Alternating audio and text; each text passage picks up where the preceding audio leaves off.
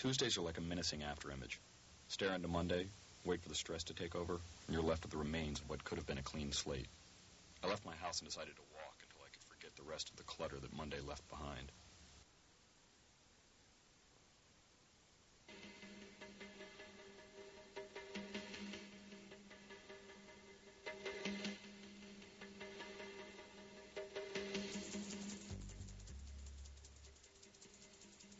Sometimes I like to come out here and take in the scenery. When there's too much to look at, it often blurs your vision to a point where relaxation takes over and you float into dreamland. When I walk around, I can picture everything as if I were entering some kind of ethereal time warp. When objects, people, landmarks, and landscapes avoid progress and everything looks like it did 70 years ago. That's what I like the most. Nostalgia. I picture those guys you see in the old photos with a white coat and tie, a paper top hat, a nice smooth ivory cane, saying hi to people in the corner as they line up for food at the street vendor.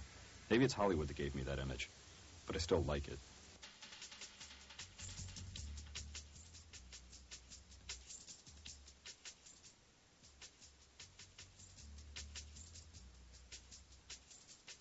I'm a stable guy.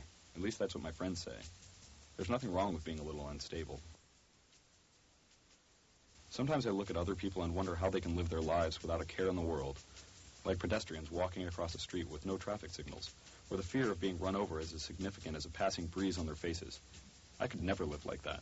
To me, living, or just the idea of being a physical object on this planet is a challenge. If I'm not completely in control at all times, then I feel like I've let myself down. Maybe it's nerves, or some kind of embedded fear, or just a childhood prank that became glued to my daily thought processes. But I don't think I could live any other way.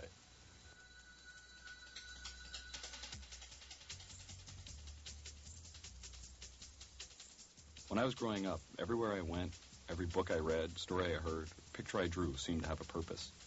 Back then it was all about trying to be somebody. You didn't know who it was or why you were doing it, but everyone else was, so it made things easier. I always wanted to be the guy in the stadium who jumps up in a big crowd of people when his horse Fly-By-Night wins the Kentucky Derby. There seemed to be nothing more exciting than seeing that guy smile and wave his winning ticket fanatically in the stands.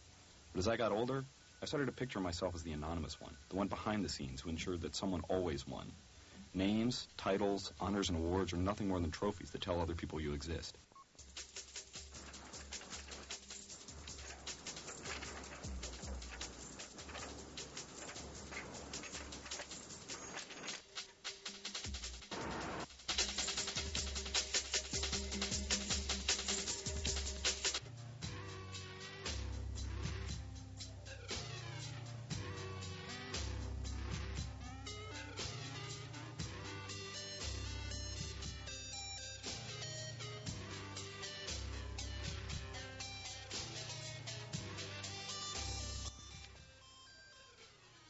Thinking about the past is really easy for me. Sometimes I think I have the ability to see beyond my own lifetime. Like when you look at old pictures and imagine yourself as one of the people walking along the busy Model T thoroughfare, with dust kicking up from unpaved roads, and engines humming beside bustling storefronts. Today it was like that. Unfamiliar surroundings usually cause this relapse to occur.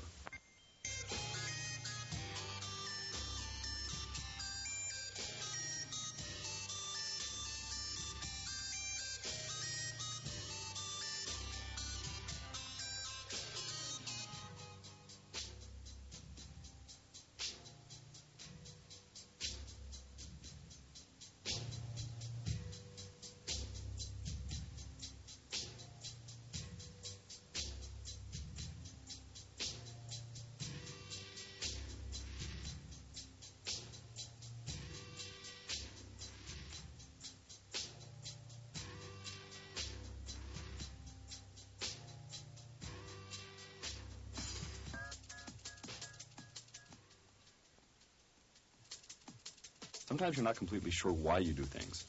Maybe because you're bored, maybe because it seems like the right thing to do, but mostly because you're curious. As I made my way towards the address, I wasn't sure what I was looking for. It wasn't important, though. I just wanted to get there.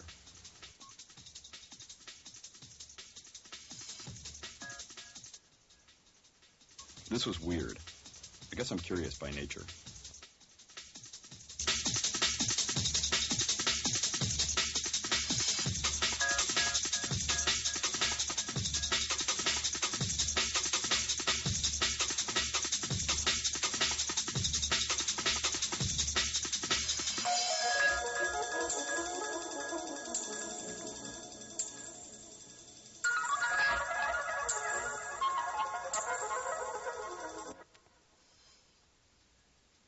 Some people say that living itself is a construction.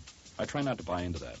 Television, radio, movies, magazines, newspapers, computers, we're living someone else's constructed reality. I never invented programming or content, or even my cultural set. Like everyone else in my age group, I was born into the loop, spoon-fed and spit out.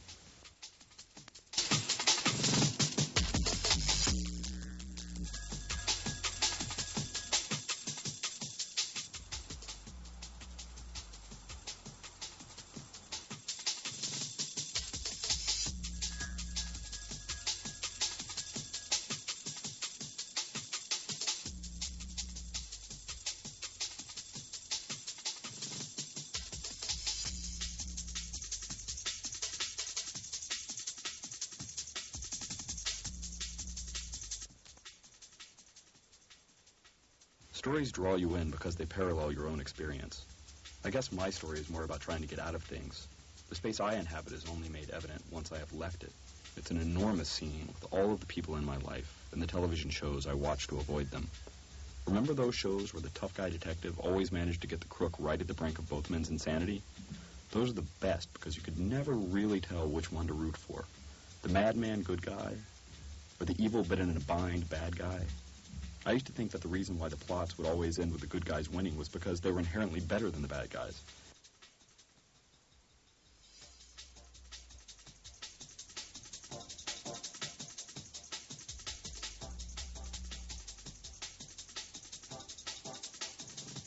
Like underwater theme parks, city life can be suffocating. Cities can be easily equated with theme parks. What I found on top of this building was not an answer to any poised question, but rather an open door into the theme park I was living in. A quiet reminder of the space I inhabit and the time period I'm stuck in. Instead of the rides being actual spinning objects, they're states of mind, like the feeling you get from crossing the street just before the light turns green, the slight swaying of a skyscraper 100 stories above your head. But instead of feeling like a tourist who may visit for a passing thrill, I live here and wander through the mazes every day.